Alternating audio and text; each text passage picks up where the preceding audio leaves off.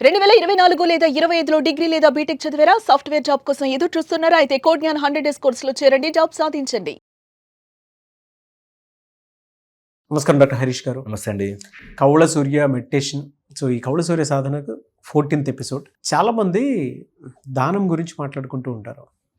ఎలాంటి దానాలు చేస్తే, దానం కూడా ఏ విధంగా చేస్తే సంపద మన దగ్గరికి ఎప్పటికీ ఉండేటువంటి అవకాశం ఉంటుందంటారు? చాలా పవర్ఫుల్ అండి. దానము గురించి నిజంగా తెలుసుకుని దానం చేయాలి. ఓకే, ఎప్పుడు కూడా దానము చేసేటప్పుడు మనకు ఒక్క చేతికి తెలిస్తే ఒక్క చేతికి తెలియకూడదు అంటారు. అంత సీక్రెటివ్గా చేయాలి. ఇందులో కొన్ని ఇంపార్టెంట్ రూల్స్ ఉన్నాయి, అవి చెప్తాను. ఫస్ట్ వచ్చేసి, దానము చేసేది ఏ వస్తువైనా నువ్వు దానం చేస్తుంటే అది నీ యజ్ఞదాన తపము నుంచి రావాలి. అంటే యజ్ఞము నీ దగ్గర చాలా ఉంది, అందులోంచి కొంచెం దానం ఇస్తున్నా నడుస్తుంది. దానము నీకు సరిపోయేటట్టుగా ఉంది, అయినా నాకు కొంచెం ఇబ్బంది అయినా నేను ఇస్తున్నా. ఓకే, తపస్సు అంటే మొత్తము ఇచ్చేయడం. ఓకే, ఇది 3 డిఫరెన్సియేషన్స్ గుర్తుపెట్టుకోవాలి. అందులో మనం ఇప్పుడు మాట్లాడుకుంటుంది దానము కొన్ని మనలోంచి పోవడానికి చేయాలి. కొంత ఎనర్జీస్ బ్లాక్ అయిపోయి ఉంటాయి కదా, అవి మన లోపల నుంచి వెళ్ళిపోవడానికి దానము అనేది పెట్టారు మనకి. దట్ అలా పట్టుకుని వేలాడుతూ ఉంటే మన ఇంట్లోకి ఈరోజు సరదాగా అందరు వెళ్ళి ట్రై చేసుకోవాలి. ఇంట్లో ఎన్నో అనవసరమైన సామాన్లు కొని మన ఇంట్లో ఉంటాయి. ఎన్నో అవి వాడి అవి ఓపెన్ చేసి కూడా చాలా రోజులు అయిపోయి ఉంటుంది, అయినా అలా పడి ఉంటాయి. మన మైండ్లో కూడా సో మెనీ థింగ్స్ అలా నర్వస్ సిస్టంలో బ్లాక్ అయిపోయి ఉంటాయి. అవి తీయము తెలుసా, మనం తీసి బయట వేయము. మనకి తెలుసు రోడ్డు మీద ట్రాఫిక్లో వెళుతున్నప్పుడు యాక్సిడెంట్ ఇలా తగలగానే అని మనకు కోపం వస్తుంది.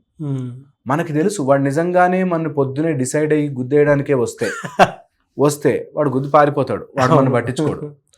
వాడు బై మిస్టేక్ అయిందంటే మనం అరిచి పాయింట్ లేదు. అవును, అరవగానే అయ్యో అవునా అని కారు ఇలా వెనక్కి అయితే వెళ్ళిపోదు కదా, అయినా అరుస్తాం. మనకి తెలియకుండానే ప్యాటర్న్ అది. అలా మన లోపల చాలా దాగి మురికి పట్టేసిన ఎన్నో లోపల ఉండిపోతాయి.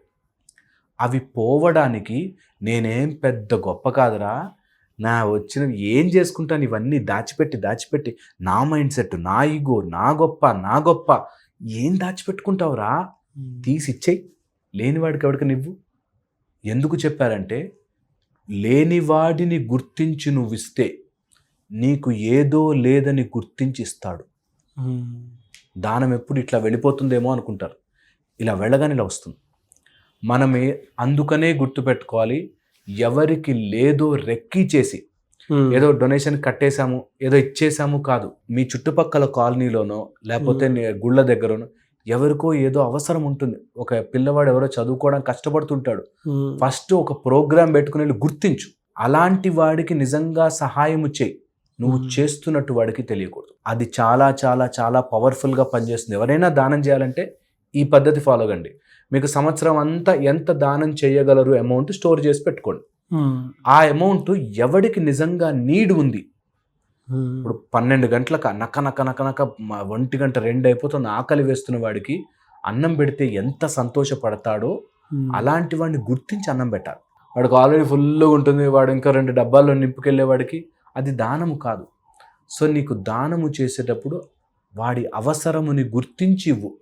ఎవరికో జాబ్ రావట్లేదు తిరుగుతున్న ఒక్క మాట సాయం దానం పవర్ఫుల్గా పనిచేస్తుంది జీవితాన్ని మార్చడానికి. సో అలాగా ఇతరుల దానానికి అవసరమైనది గుర్తించి నీ దగ్గర ఉంటే ఇచ్చి తిరిగి చూడకు వెనక్కి. వాడు నన్ను గుర్తించాలి, నేనేరా నీకు జాబ్ ఇప్పించింది, నా వల్లేరాను, అస్సలు never do that. Waste, pointless. Okay, అదొకటి.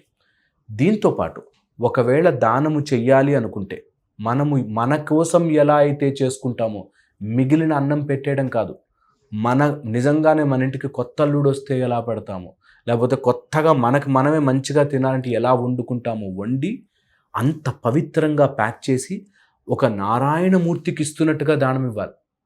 ఏదో ఉన్నారు కదా అని వాడికి సాంబార్ ముద్ద వేసేసి నిజంగా చేస్తారు చాలామంది. అలా ఎంతోమందిని చూస్తాను. అలా అడుక్కునే వాళ్ళ ప్లేట్లో డబ్బులు వేసి అందులోంచి చిల్లర 5 వేసుకుని అందరికీ రూపాయి ఇచ్చి అలా వాళ్ళ ప్లేట్లోంచి.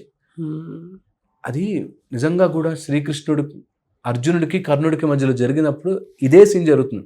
ఒక కొండ ఇచ్చి నువ్వు పంచిపెట్టు, బంగారం కొండ ఇచ్చి పంచిపెట్టు అంటే అర్జునుడికి ముక్కలు చేసి ఒక్కొక్కళ్ళు కర్ణుడు ఒక్క నిమిషంలో ఇచ్చి తీసేసుకో అని వెళ్ళిపోతాడంట. ఒకడికే నాకు అవసరం, నువ్వు అంతమంది నన్ను ఆశీర్వదించాలి, రూపాయి ఇస్తే 10 మంది పుణ్యం నాకు వస్తుంది అనే లెక్క వేసుకుని చెయ్యకండి. అఫ్కోర్స్ కొంతమంది మంచి ఉద్దేశంతో వాళ్ళు గొడవ పడకూడదని ఇచ్చుంటారేమో, నాకు తెలియదు. బట్ పాయింట్ ఇస్, నువ్వు దానము చేస్తున్నప్పుడు ఆ పుణ్యము లెక్కలు వేసుకోకు. పుణ్యం ఇవ్వాలి అంటే ఆయన ఇస్తాడు. నువ్వు దానం మనస్ఫూర్తిగా నా లోపల నుంచి నాకున్న శక్తితో ఇచ్చేస్తున్నారా భయ్, నువ్వన్నా హాయిగా ఉండు, నేను ఎలాగో ఉన్నా హాయిగా లేను అనే దాంతో వెళ్ళాలి. ఇది చాలా ఎఫెక్టివ్గా ఓన్లీ ప్రోగ్రామ్ పెట్టుకుని చేయండి. ఓన్లీ దానం అనేది అంత సిన్సియర్ మైండ్తో, నాకు నేను వండుకుంటే ఎలా వేడివేడిగా తింటాను, వాడు మనిషే కదా, వాడిలోనూ ఒక నారాయణమూర్తి ఉన్నాడు కదా అనే అలాగే దానం ఇవ్వాలి. నెక్స్ట్ వచ్చేసి దానములో ఎవరికి ఏ దానము ఇవ్వకూడదో వాళ్ళకి అది ఇవ్వకూడదు. కొంతమందికి డబ్బులు ఇవ్వకూడదు, కొంతమందికి అనవసరమైన ఖర్చులకి పైసలు ఇవ్వకూడదు అంతే. వాడు ఎంతైనా కానీ వాడు తీసుకెళ్ళి తాగడానికి వాడుతున్నాడు అంటే పాయింట్లెస్, ఇవ్వకూడదు. నిజంగా నీకు చెయ్యాలంటే అందుకే ఫస్ట్ ఎవరికి ఎలాంటి అవసరం ఉంది తెలుసుకుని దాని నుంచి దానం చేయడం.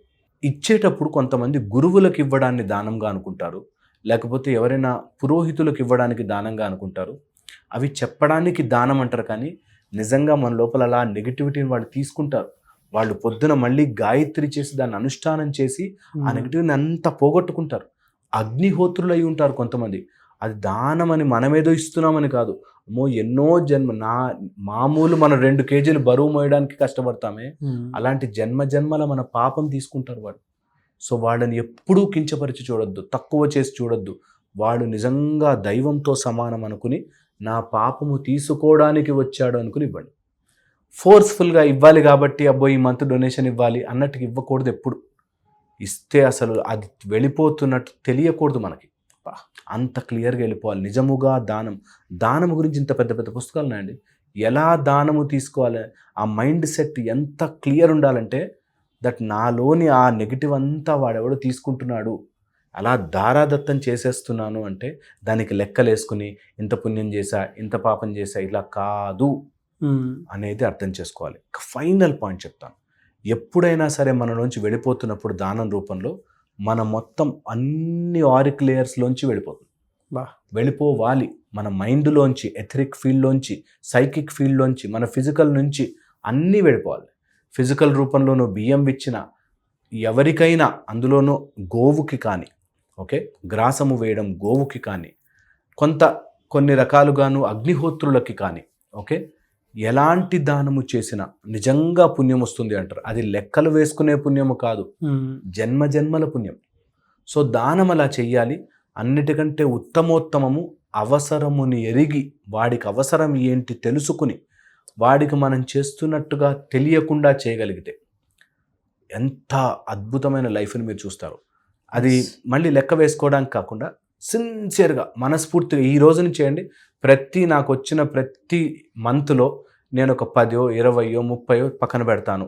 అందులో ఎంతైనా సరే ఎవరికి అవసరం ఉండొచ్చు, నా చుట్టుపక్కల ఎవరో నియర్ బై పిల్లలు చదువుకుంటూ ఉండొచ్చు, లేకపోతే ఎవరికో నిజంగా పని చేసుకుంటున్న వాళ్ళకి సరిపోకపోయింది, అలాంటి వాళ్ళకి ఇస్తున్నట్టుగా కూడా తెలియకుండా జస్ట్ ఇచ్చేసి వాళ్ళకి వెళ్ళిపోవాలి. మళ్ళీ సెల్ఫీల కోసమో ఫోటోల కోసమో కాకుండా రియల్గా దానము చేయండి. నీ నుంచి వెళ్ళిపోతే అలా నెగిటివిటీ నీకు అలా పైనుంచి వస్తూ ఉంటుంది.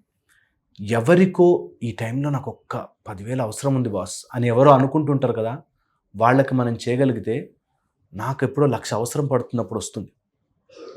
నిజం అది. That's the universal cycle. అది జరుగుతుంది. సో ట్రై చేయండి. హోప్ఫుల్లీ నేను చెప్పే మాట ఏదైనా యూజ్ అయితే ఐల్ బీ హ్యాపీ. అంతే.